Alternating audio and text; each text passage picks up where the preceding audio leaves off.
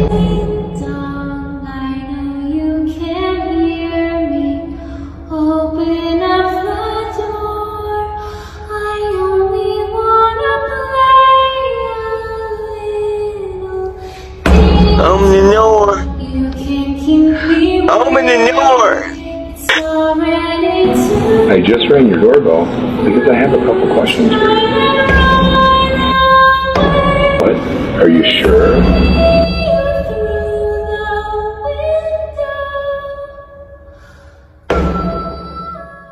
Welcome back, creepy crew. This little drama is one of life's creepiest pleasures. Cannibalism, that is. Most of us haven't tasted it. Some of you might have tried it once and really enjoyed it.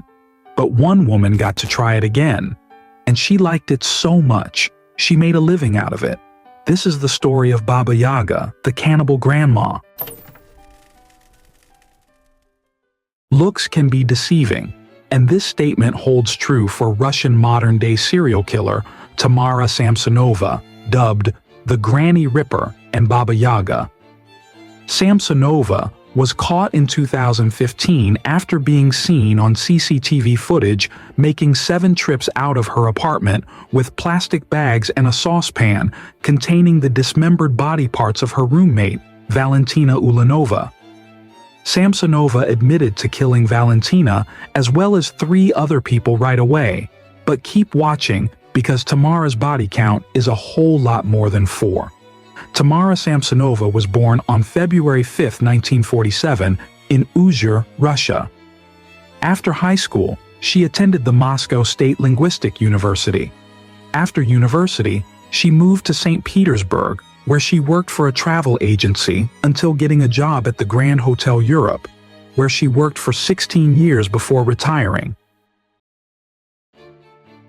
While in St. Petersburg, she met a man named Alexei.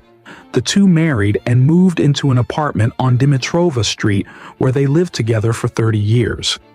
In early 2000, after 30 years of being together, Alexei went missing. Tamara reported him missing to the authorities and told police he had run off with another woman. The police had no reason not to believe her, so they didn't look into it much further. To this day, Alexei has not been found. She supposedly killed him and got rid of the body, which is definitely not hard to believe. 15 years later, in April 2015, she turned towards the authorities again, this time to the investigative unit of the Fruzensky district in St. Petersburg, giving a statement about her spouse's disappearance. After her husband's disappearance, Samsonova began renting out a room in her apartment, according to investigators. On September 6, 2003, during a quarrel, she killed her tenant named Sergei Potanin. He was a 44-year-old resident from Norilsk. She then dismembered his corpse and disposed of it on the streets of St. Decius Way. March 2015, Samsonova met 79-year-old Valentina Nikolaevna Ulanova, who also lived on Dimitrov Street. A friend of the two asked Ulanova to shelter Samsonova for a time, due to the fact that Samsonova's apartment was being renovated, to which Ulanova agreed. Samsonova lived in Ulanova's apartment for several months, helping with the housework. She began to like living in the apartment, wanting to stay there for longer and refusing to move out. Over time, the relationship between the two deteriorated, and Ulanova eventually asked Samsonova to leave. The tipping point: well, Tamara killed her friend because she asked her to wash the dishes. I can't make this shit up. So she decided to poison Ulanova. Samsonova traveled to Pushkin, where she managed to persuade a pharmacist to sell her a prescription drug, phenazepam. Upon returning to the city, she bought an Olivier salad, one of Ulanova's favorite dishes. And then, she put the pills in the salad and gave it to Valentina. Samsonova later found Ulanova's body lying on the kitchen floor on the night of July 23rd and proceeded to dismember it with 2 knives and a saw. Firstly, sawing off the Valentina's head, she then sawed the body in half, and then, using the knives, she sheared it into pieces. To take out all the bags outside of the apartment, she had to go outside and return several times. Samsonova left pieces of Ulanova's body scattered in the house. On the evening of July 26th, Ulanova's decapitated body with severed limbs, wrapped in a bathroom curtain, was found near a pond at house number 10 on Dimitrov Street. The package initially didn't attract any attention for several days, until a local resident took an interest in its contents. The identity of the deceased was established on July 27th after a survey of apartment residents. When they knocked on Ulanova's apartment, they went to the apartment that the two women shared, and Tamara had no problem letting the police inside. Once they were inside the apartment, the police found traces of blood in the kitchen and bathroom, and also found the fastening from the torn-off curtain. They confronted Tamara with the blood evidence and the fact that no one had seen Valentina in days, and she quickly admitted to the murder and dismemberment of Valentina and the murders of 3 other people. After this, Tamara was immediately arrested. Tamara had quite the penchant for black magic and an unsettling interest in fellow serial killer and country person Andrei Chikatilo, aka the Butcher of Rostov, who brutally sexually assaulted and murdered at least 52 women and children between 1978 and 1990. Her diary is more disturbing, though, as having books on serial killers and books in the dark arts doesn't mean you're going to engage in murder and cannibalism. Her diary, as well as noting day-to-day comings and goings and aches and pains, etc., also detailed her murdering several tenants and cutting them up into teeny-tiny pieces, shoving those pieces in bin bags, and then distributing them randomly around the neighborhood. Samsonova's bizarre diaries were written in German, English, and Russian. In those exact diary entries, Tamara admitted to killing and eating 11 people. Unfortunately, not much else is known about the victims. While being interviewed by police, Tamara made multiple statements about the killing of her friend. "I came home and put the whole pack of phenazepam, 50 pills, into her Olivier salad. She liked it very much," she said during an interrogation. After making the salad, Tamara presumably gave it to Valentina or told her she could have it, and then went to bed. "I woke up after 2 a.m. and she was lying on the floor. So I started cutting her to pieces. It was hard for me to carry her to the bathroom. She was fat and heavy. I did everything at the kitchen where she was lying." Tamara then reenacted how she beheaded her final victim before boiling her head in a saucepan. During a crime reenactment, she showed investigators how she cut Mrs. Ulanova's body using a handsaw, which she had borrowed from neighbors years prior. She began by severing her head, which she put in a large saucepan, cooking it on her victim's stove. Tamara was taken back to the grounds of the St. Petersburg apartment block to help search for the severed head in August. While police suspect her as a cannibal, another theory is that she boiled the head and hands to seek to hide her victim's identity when she dumped the body parts close to her apartment block. Tamara's first hearing was on July 29, 2015, 2 days after her arrest. She admitted to killing Valentina and was very calm in the courtroom. She told Judge Roman Chebotaryov that she was guilty and that she deserved punishment. Tamara said that she had been waiting 10 years for the police to show up and arrest her. Tamara also blew kisses during her court appearance. In December of 2015, Tamara was sent to a psychiatric prison in Kazan for an assessment. It was found that she was unfit to stand trial, and Judge Pavel Smirnov ruled that she would spend the rest of her life in a mental institution. She was diagnosed with paranoid schizophrenia, and it was decided that she was a threat to those around her and herself, and required intensive monitoring. Tamara Samsonova is currently residing in a psychiatric hospital. She remains one of Russia's most infamous serial killers. What drove her to commit these heinous crimes? Was it a deep-seated mental illness, or was there something more to her actions? That remains a question with no definitive answer.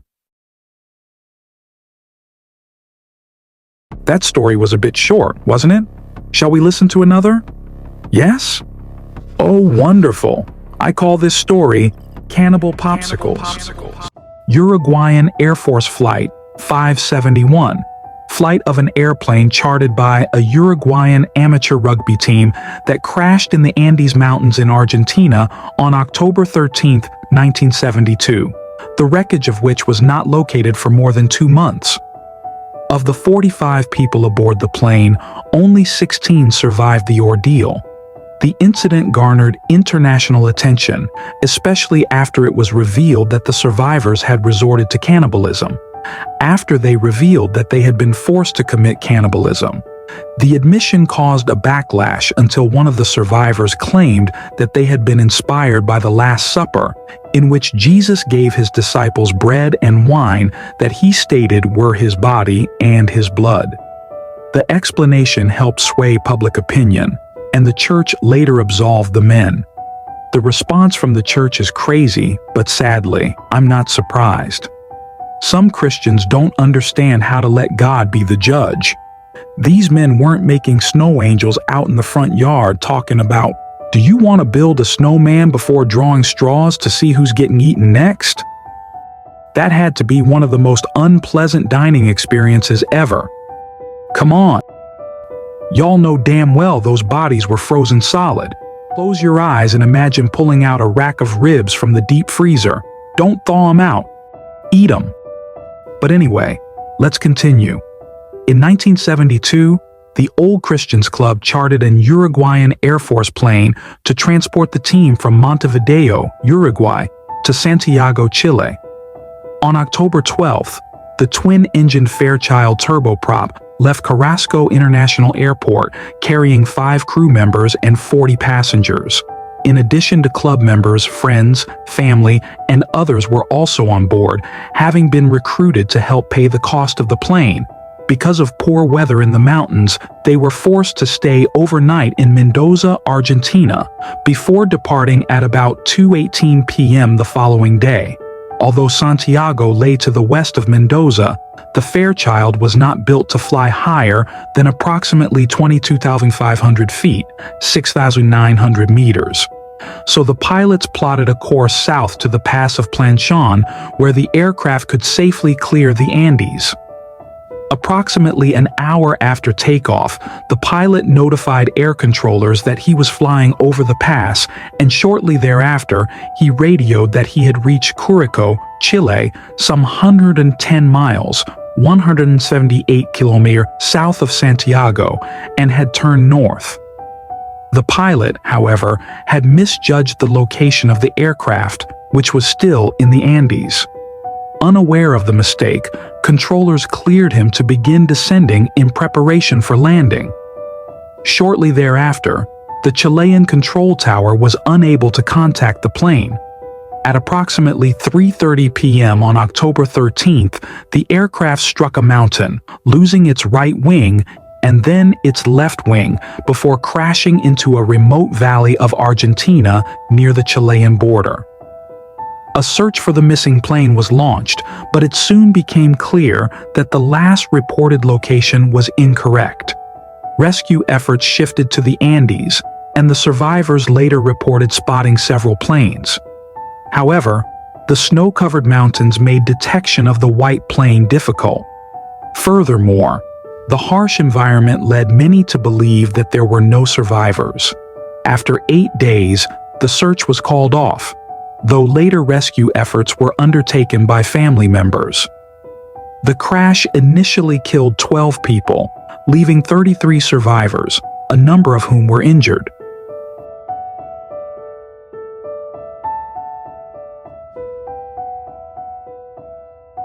The group faced snow and freezing temperatures.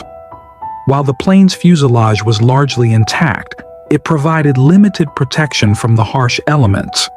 In addition, the meager food supplies, mainly candy bars and wine, were gone in about a week.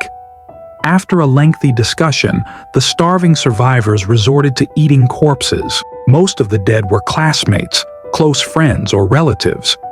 One of the survivors gave a statement saying, The bodies of our friends and teammates preserved outside in the snow, and ice contained the vital, life-preserving proteins that would keep us alive. But could we do it?